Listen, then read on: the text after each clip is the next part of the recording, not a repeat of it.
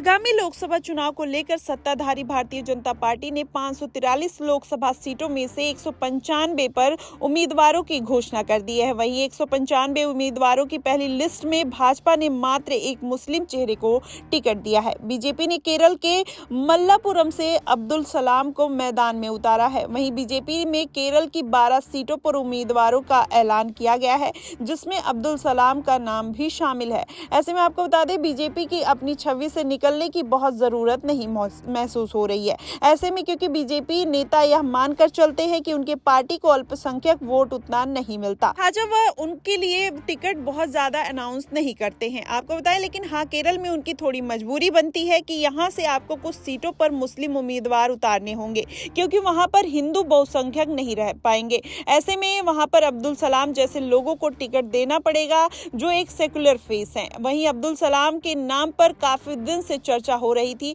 कि उनको टिकट मिल सकता है। बीजेपी अगर केरल से कोई मुस्लिम कैंडिडेट खड़ा करेगी तो लिस्ट में उनका नाम जरूर होगा, ऐसी चर्चा जरूर थी। लेकिन अभी इस तरह से कोई भी परिपाटी राज्यों में देखने को नहीं मिलेगी। यह देखना बड़ा दिलचस्प होगा, क्योंकि उत्तर प्रदेश में भी कई ऐसी सीट है जो अल्पसंख्यक डोमिनेट है। ऐसे में लेकिन बीजेपी वहां पर क्या मुस्लिम कैंडिडेट उतारेगी, यह देखने वाली बात होगी, क्योंकि वहां पर भाजपा अपने समीकरण को बिठाते हुए हिंदू उम्मीदवार को ही अपना टिकट देती रही है। अब ऐसे में मुस्लिम बाहुल्य सीट को लेकर परमेश्वर लाल सैनी, अमरोहा से कंवर सिंह और तंवर सिंह और वहीं पर रामपुर के घनश्याम लोधी को उतारा गया है। आपको बता दें, पिछली बार के चुनाव में मुरादापुर मंडल की सीट से बीजेपी के हाथ से निकल गई थी। तभी एसपी और बीएसपी और आरएलडी का गठबंधन था, जिसकी वजह से बीजेपी को हार का सामना करना पड़ा था। हालांकि इस बार कुछ अलग थलग चीजें देखने को मिल सकती है कि इस बार आरएलडी बीजेपी के साथ खड़ी हुई नजर आ रही है। आपको बता दें, अब इसलिए मुरादाबाद मंडल की सभी लोकसभा सीटें बीजेपी हार गई थी, लेकिन इस बार हालात अलग है। रामपुर में जहां मुस्लिम वोटरों को दबदबा है, वहीं पिछली बार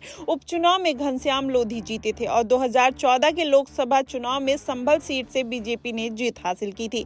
लेकिन भाजपा अपने पुराने सामाजिक समीकरण पर चलते हुए नजर आ रही है।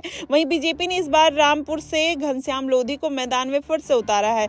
ऐसे में संभल के परमेश्वर लाल सैनी को टिकट दिया है। वहीं पश्चिमी यूपी के बेल्ट से दलित और अति पिछड़ों में सैनी और शाक्य को प्रेफरेंस दिया गया है। हालांकि बीजेपी की ओर से अभी किसी मुस्लिम चेहरे को टिकट नहीं दिया गया है। ऐसे में ये बड़ा नाम हो सकता है अब्दुल सलीम का, जिनको पहली बार बीजेपी ने इस लिस्ट में शामिल किया है।